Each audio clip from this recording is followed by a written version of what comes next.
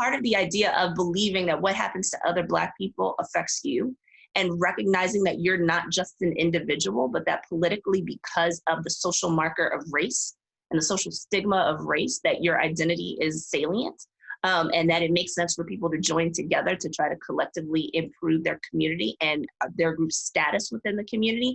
That also creates opportunities for healing, because you don't have to suffer this alone. Other people saw the exact same thing that you did. And if you talk about it, right, that's a way to help work through some of that trauma together.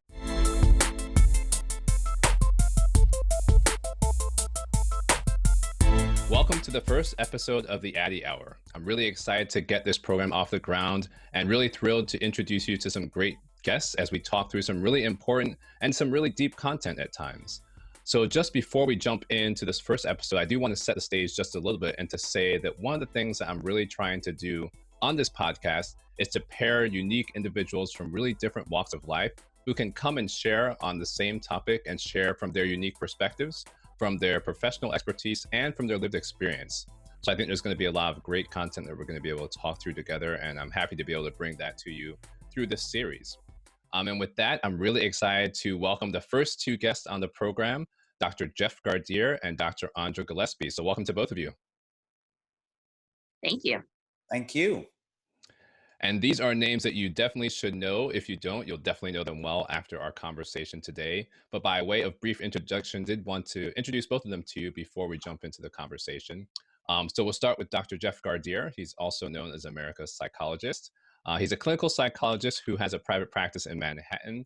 And he's also an associate professor at the Touro College of Osteopathic Medicine in New York City. Dr. Jeff has a very impressive background. He's a very prolific author. He's also contributed to documentaries as a producer as well. He's also appeared on multiple national news outlets. He's been on the Fox Network, on Today Show, also on MSNBC and on CNN. And in his own words, he has appeared on Ratchet TV on occasion as well. So I did want to mention that. But he's also a really devoted family man. He's a father of 6.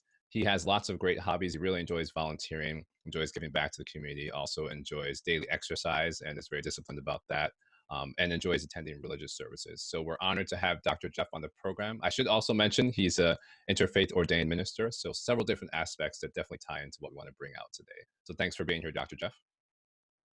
It's a pleasure. Wow, what an introduction. I didn't even know half those things about myself. Thank you. It's good to be reminded. Good to be reminded. Also a pleasure to welcome Dr. Andra Gillespie to the program. Andra is an associate professor of political science at Emory University and also the director of the James Weldon Johnson Institute for the Study of Race and Difference. And I definitely had to read that because I don't think I would have remembered all of those words.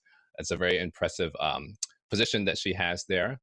She did her PhD training at Yale University, so there is a little bit of an overlap there. We did overlap at Yale in our grad training. And it's great to be able to reconnect with her in this way.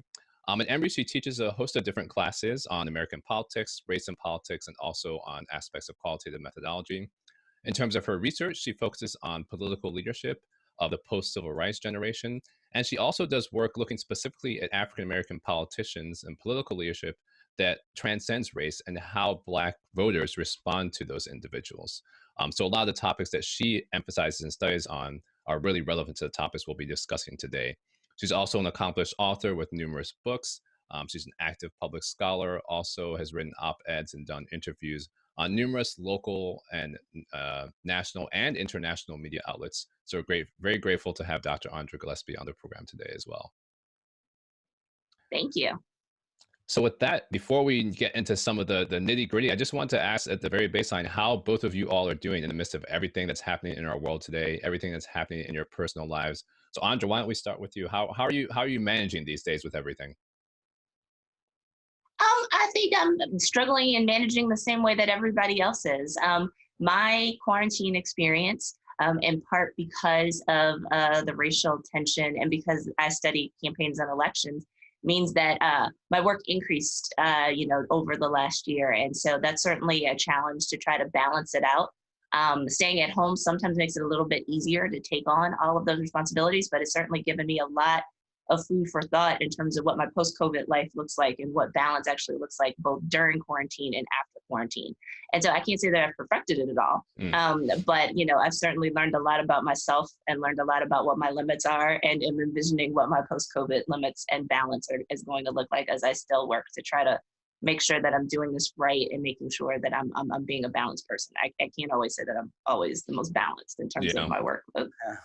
Yeah.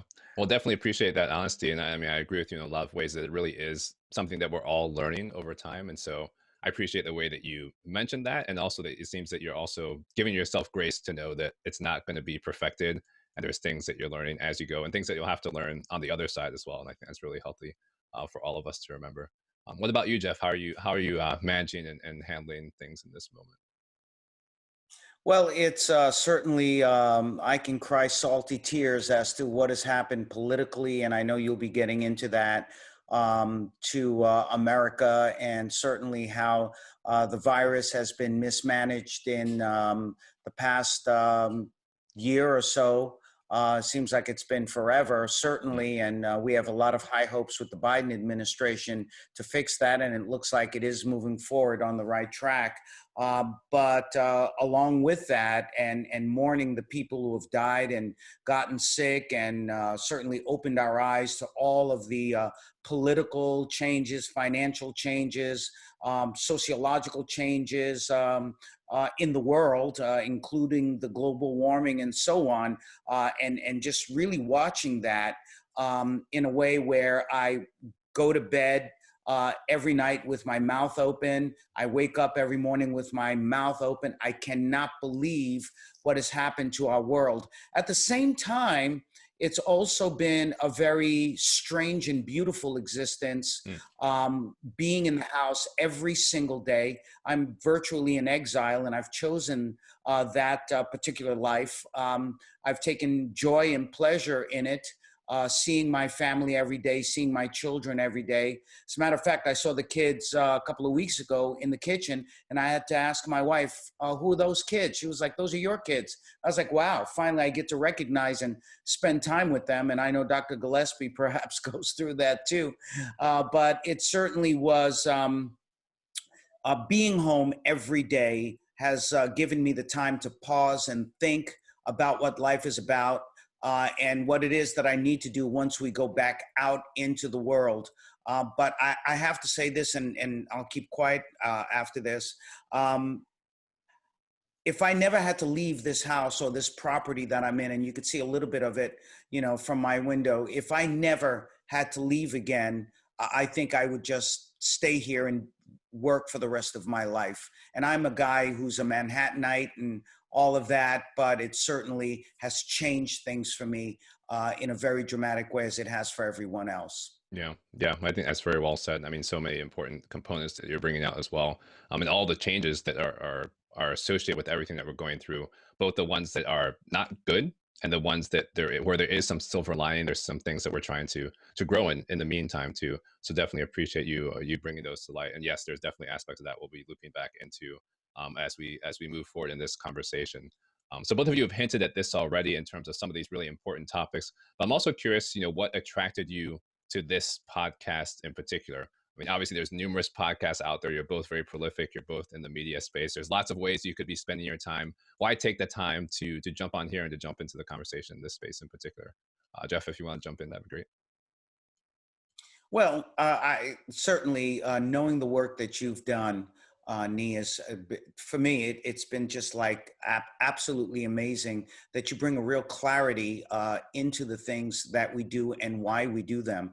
And certainly I couldn't think of a better podcast to be on. And I get a lot of offers like Dr. Gillespie, to do these media hits and to do, these podcasts. But I knew this is a place where we can have not just an intellectual, but an emotional discussion to try to figure out where we are in this very upside down world and how we make it right side up, perhaps. Well said. I appreciate those kind words. And getting to right side up is definitely the goal. What about you, Andra? What pulled you in? Well, I mean, you asked, so of course I was going to help you out and to honor the fact that I've known you and your wife for almost 20 years at this point. I have to admit, when I first heard, what the topic was, my first reaction was, I'm not qualified to talk about that because my research isn't about mental health. But then, through some additional conversation, I, realized that what you wanted me to talk about was to talk about the context. And so I can provide kind of the political context, and then I can talk about mental health from a personal standpoint. So I will say that kind of, just as a preface, I'm not a mental health professional in the same way that Dr. Jeff is. So, you go to him for like your specific clinical advice. And I would be there to affirm that the things that you're seeing may or may not be the way that they are. So. Yeah, very well said. And we definitely appreciate, your willingness to jump in that way. And I think that's part of the beauty of it too, because as you hinted at, we don't always have these types of intersecting conversations, even though they definitely influence one another. So I'm hoping that's something we can really unpack in the conversation today and in this series in general, as we do that with some of the other topics as well. But just to follow up on that, Andra, if you could just give us a little bit of a taste from your lens of what you see as in a way, our current political health as a society. What does that look like at the moment? Where are we sitting? I wish I could be optimistic, and I am optimistic because I do think that there is the potential for reform and the potential for reconciliation in the offing. But if I had to look at the current state of America, I have to acknowledge there are problems, and there are serious problems. They didn't change before or after January 6th. They didn't change before or after January 20th. And I think it's important for us to realize that America is just as sick and just as divided now with the new administration as it was previously. And it's going to be really important for us to spend the time. I know people want to move past things, and sometimes they want to do that for political reasons, but it's important for us to diagnose and address the problems that brought us to January 6th, that brought us to the last 4 years, because I think that that's more of a symptom than a cause of anything. In order to address those issues and move forward. So all of the problems in terms of partisan polarization, all of the problems in terms of racial division, all of the problems in terms of people jockeying for position and putting power, and sometimes party ahead of what's good for the country. All of the structural problems that were laid bare by what we've seen happen in the last few years are still there. And we could ignore it and then kick the can down the road and have another eruption in a few years. Or we could try to address these problems once and for all, and put us in a better position so that we're more democratic, so that we're more just. And what I see right now is a tension between people who I think have the will and the willingness to, have those hard conversations, and people who don't want to have those hard conversations. And I think we need to recognize is that those groups are actually more evenly matched numerically than some of us perhaps would want them to be. And so we're going to have to figure out a way to bring people along to have that, to have that moment where they're actually willing to say that. And so, I wish we could say that we hit rock bottom on January 6th. I'm not sure that that is in fact the case. Mm-hmm. Wow. There's a lot there. And I appreciate you just really digging in and pointing out, the reality of these things. I mean, these are more symptoms than the core issue, and the importance for us to really be able to dig in and address those. And we're definitely going to come back to talking about some of the things that we need to do to be able to effectively work through it and then move forward and not just move on. But while you've brought up some of those points, I wanted to pivot to Jeff and just ask you, in the midst of everything that Andra just brought up, how does that impact us as a society when we're thinking about our emotional wellness and our mental health? Like what's the relationship between those?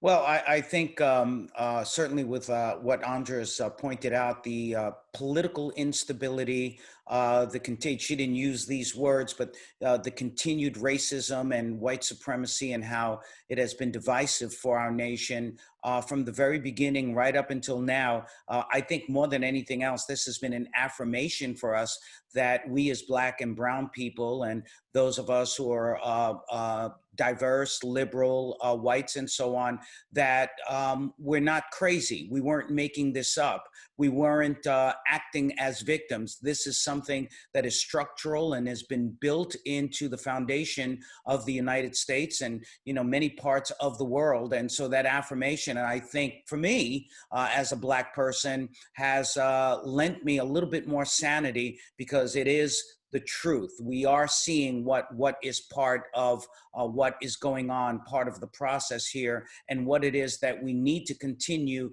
to address and to try to fix. But that being said, I've never seen so much traumatization and re-traumatization of Black and brown people by watching the images on, on television and other media sources with the Capitol insurrection, the way the individuals were very narcissistic, acted out in very unstable ways, were very determined in the way that they were attacked.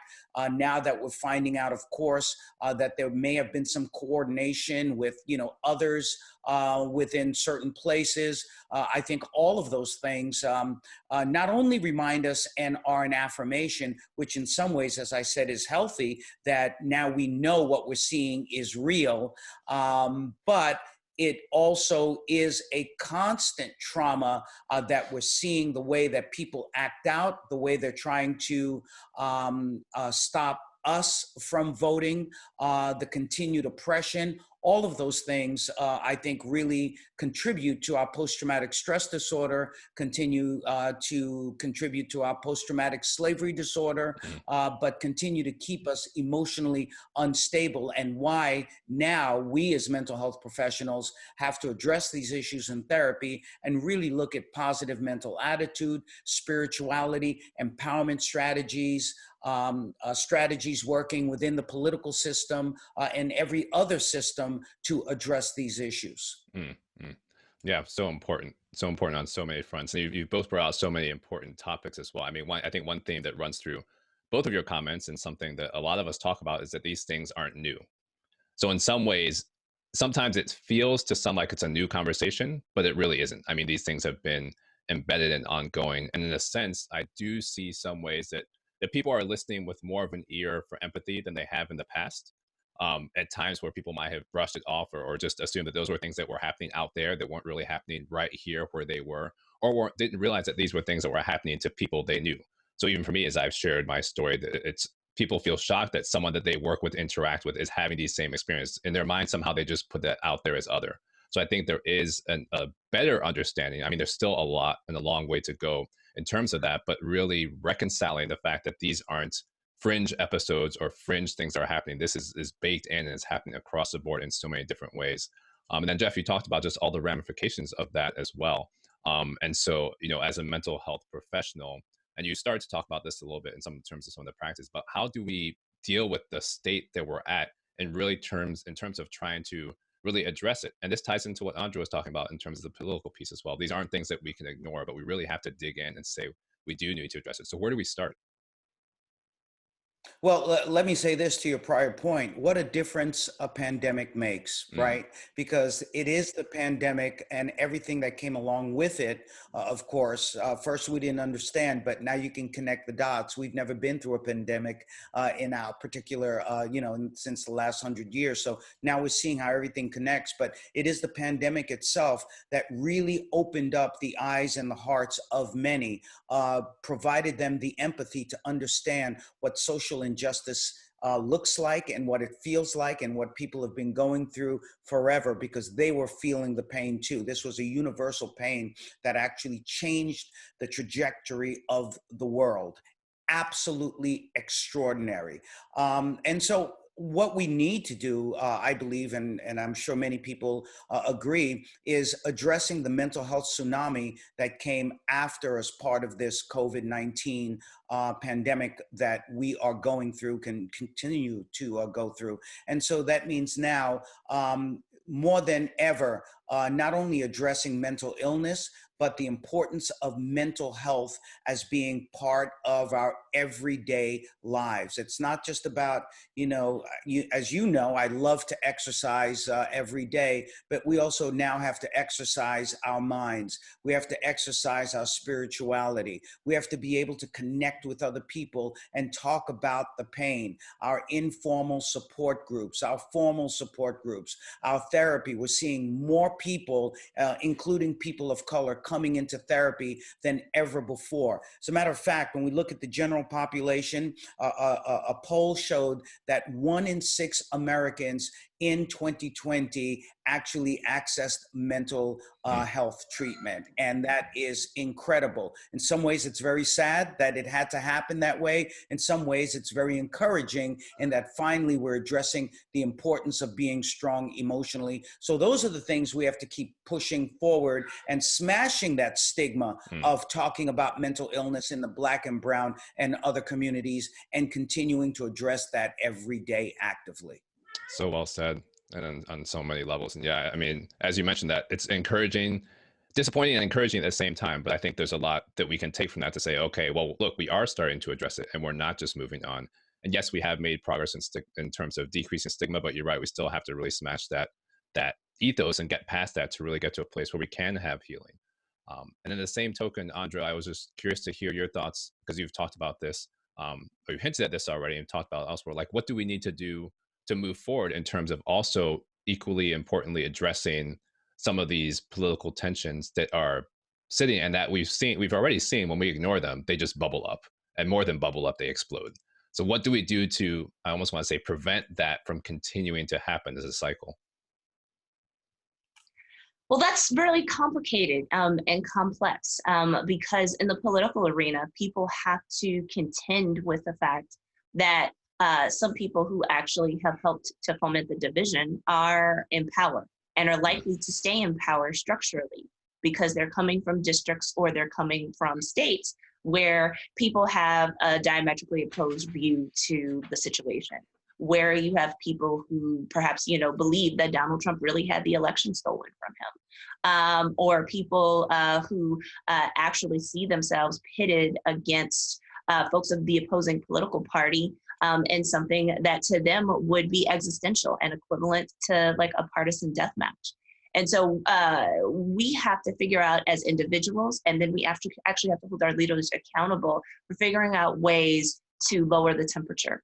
And that's really difficult in this moment when not everybody is actually willing to work together. So I actually was just teaching this in my class. We've seen increasing evidence of what we call negative partisanship. So it's a concept that was coined by one of my colleagues and his graduate students at Emory. And the idea of negative partisanship is not that I choose my political party per se because of what I believe in, but because I framed it in a way that says, well, I know I don't believe what those other folks are thinking.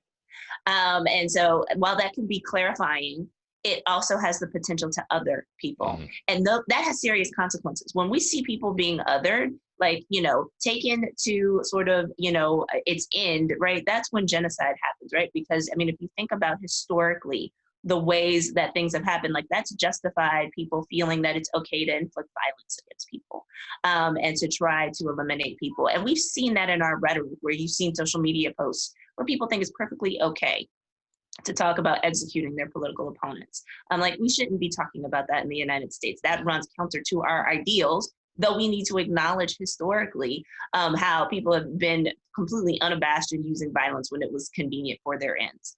And whether that is sort of, actually holding, people up, whether that's enslavement, whether that is denying people their rights. Like, there's just a lot of violence in American history that goes unacknowledged.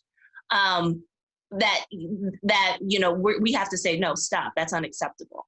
And I think we even have to say that this is unacceptable. We rebuke and sometimes we remove people from office, even when we agree with them, even when politically it's advantageous to keep these folks in office because they're going to vote the way that you want on certain types of issues. And that, because of negative partisanship, because of polarization, is the unwillingness that I've seen people do. Right? I mean, it's how you can have somebody say, you know what, I think Donald Trump caused a riot, but I'm not going to vote to convict him in an impeachment trial.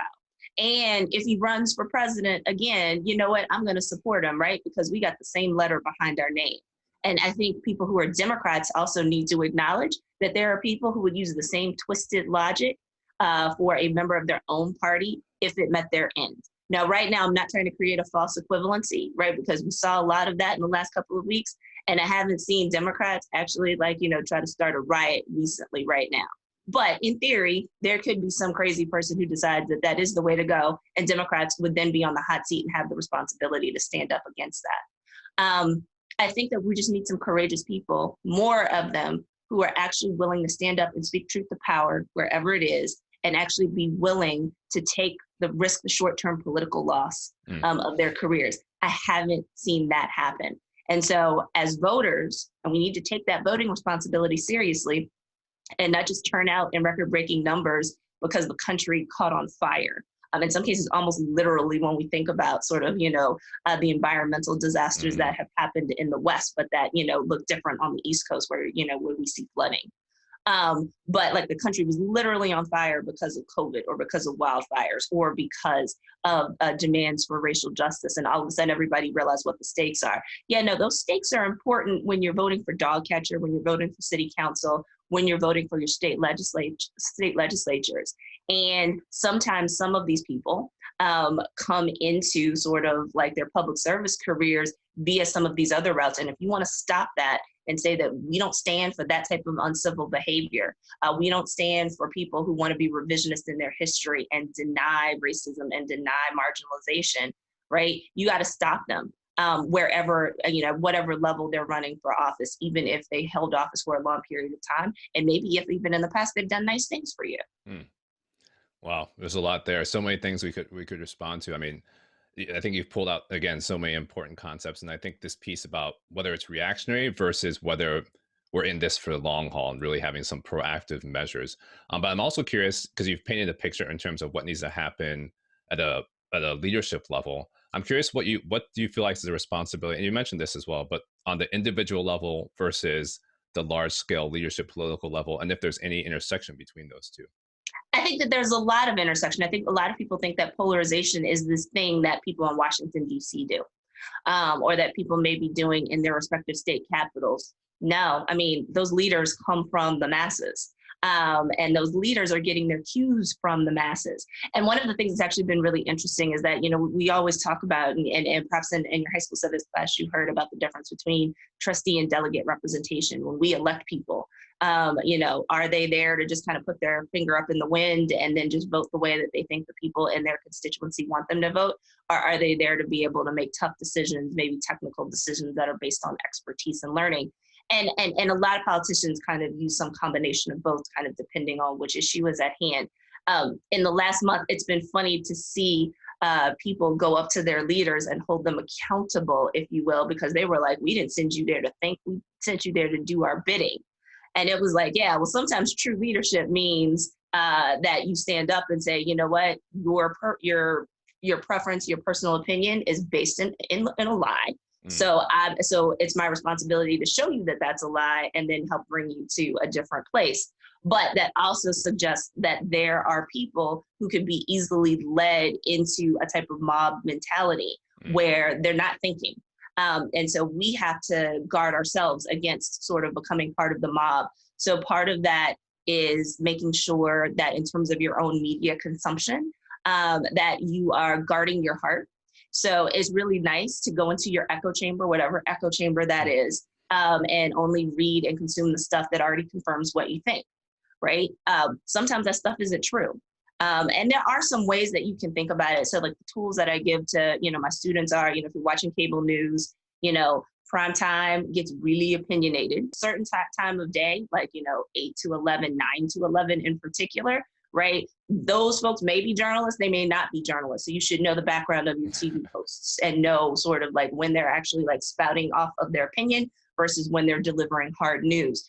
You should know when they have roundtables, kind of like, who are the journalists, who are the political hacks, who's there to be objective, to provide outside information. Also, you should vet sources. So if one news outlet is reporting something and other credible establishment news outlets are not reporting it, you might be suspect. They could be on the vanguard and other folks could catch up eventually. But that is a clue that if one news source is picking it up and other people aren't, that this may not be true. So I would, not necessarily forward that on Facebook if you can't verify the source of what's going on.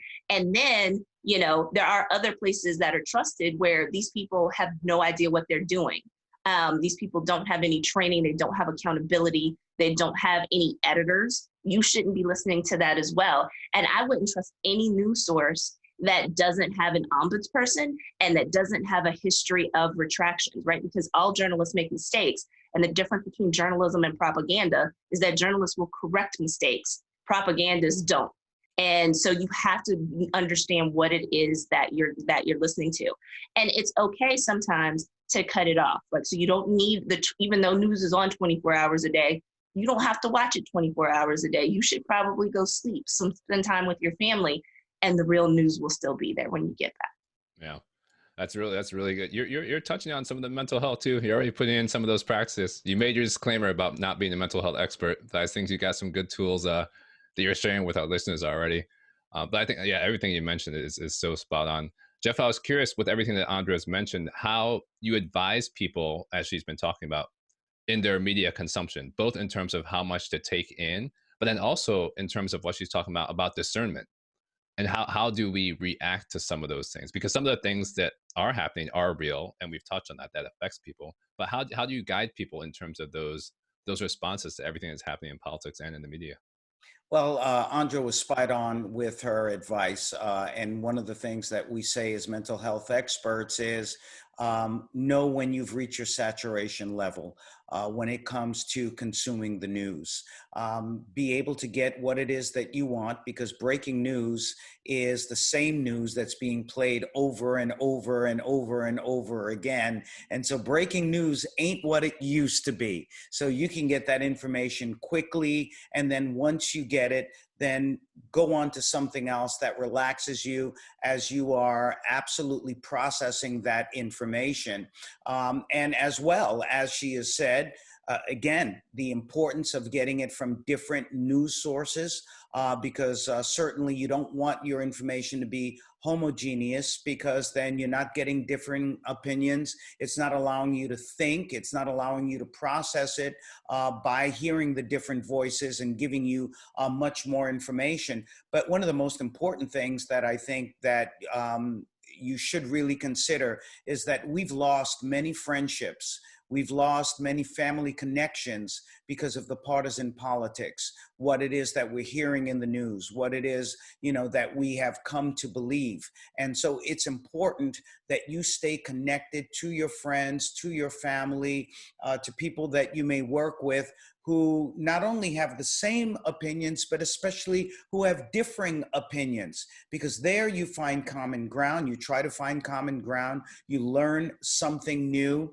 It's not only the intellectual processes that increase, but also your social IQ. But more than anything else, you want to maintain those connections with other people, because it goes beyond the news. It goes to your humanity and learning how to live in a world, how to live in a country where people have differing opinions, but you can respect their opinions, especially if they're not based on hate and racism and prejudice, but are based more than anything on having different perceptions. That's what's always made America, when it has been great, but that's what makes us as human beings, the social kinds of people that we are. It's important to maintain those connections, especially in times like these.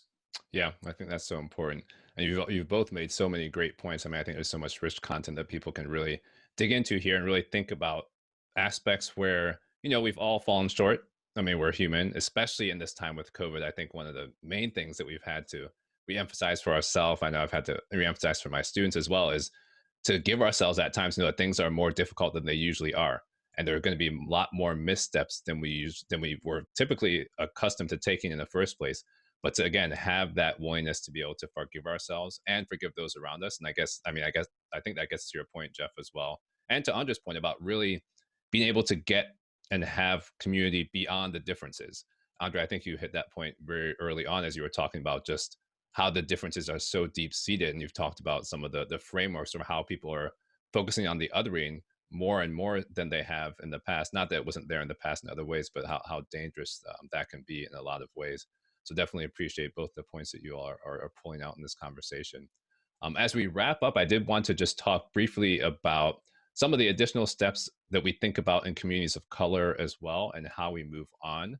So, or how we had tried to move on after having moved through. So there was an article in the New York Times a couple of weeks ago, specifically from Black staffers who were at the Capitol working on January 6th. And they talked a lot about their specific traumatization that happened in that moment. I mean, they assumed that of all places, as Black individuals in this country, that they would be safe in that environment, and all the fears that they had, fear for losing their lives in that situation, and then all the stress that they felt after the fact, and even just saying, okay, sometimes if we haven't gone through it, the post-traumatic stress can feel like it's an intellectual thing that we're talking about. Once you go through a situation like that, then you realize, okay, this is real. And so I'm curious from both of you, how as for Black individuals, all the ramifications of that moment and how we process that moving forward, both from a political framework and also from our mental health framework.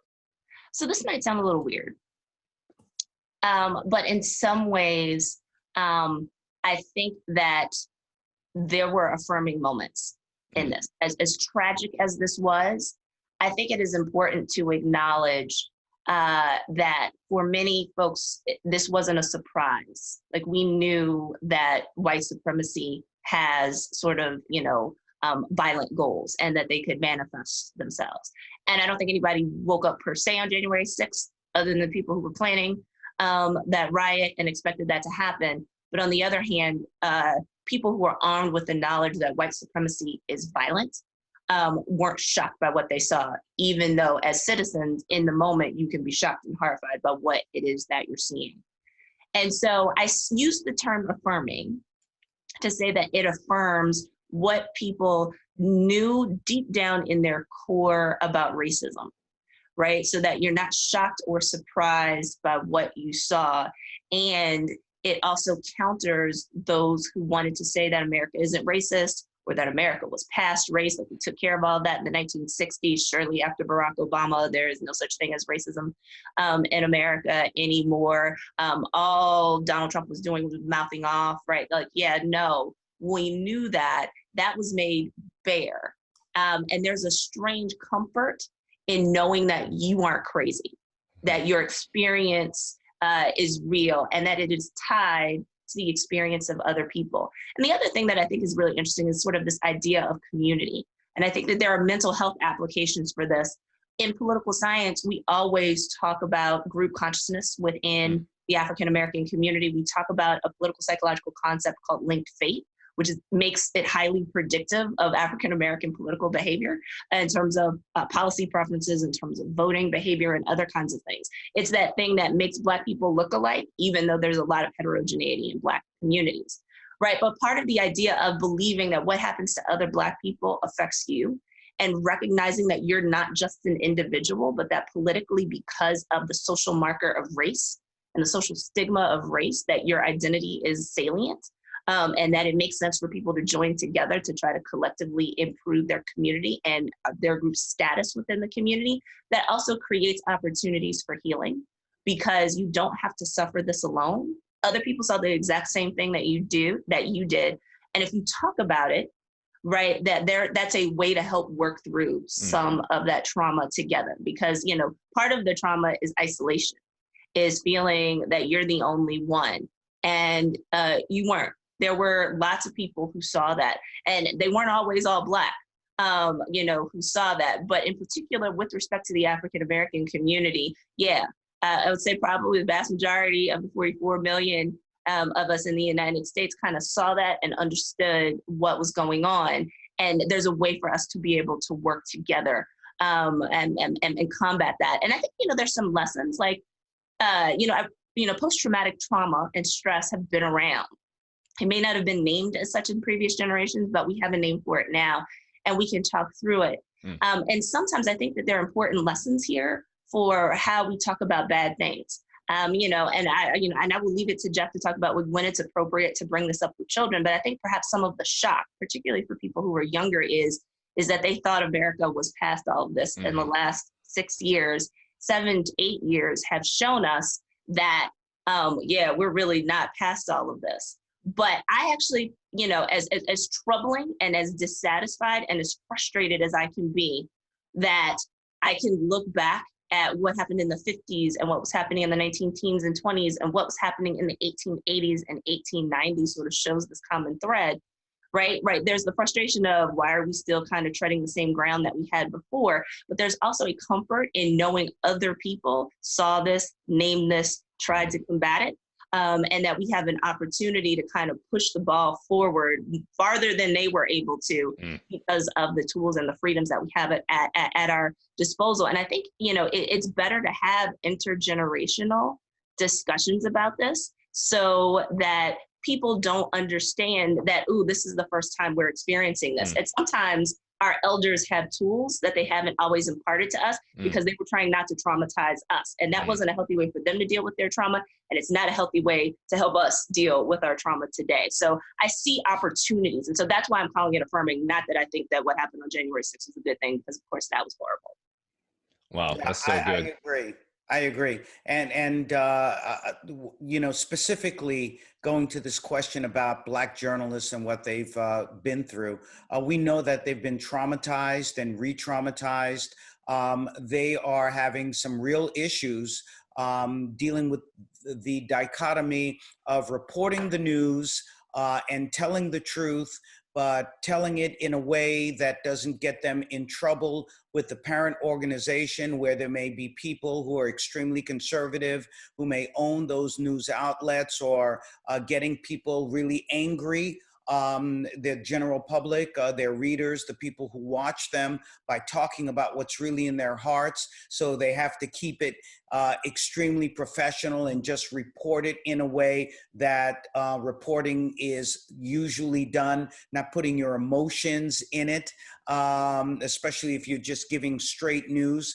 So they're facing the wrath of some people in that way who are saying, we don't want to know about your Black experience. They're facing the wrath of people who are saying, why aren't you telling us more about your Black experience?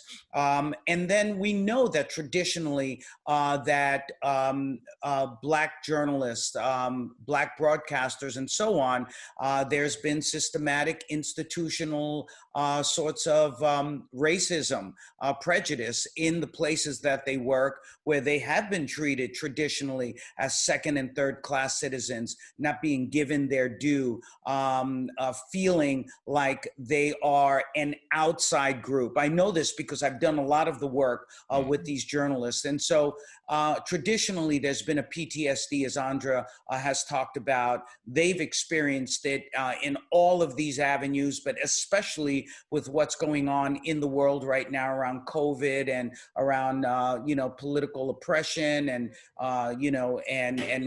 social injustice. But at the same time, we also know, and this is life in COVID world, right? We also know that it's important for them to be able to hook up with affinity groups so that they can talk about some of their issues and as well be able to connect with one another with regard to informal support groups within their networks, and also getting that therapy too. Yeah, so well said by both of you. And yes, that's definitely COVID life, as you've demonstrated for us very well. Did you see the mom at the on the floor saying, "Come back"? In my mind, I envisioned that.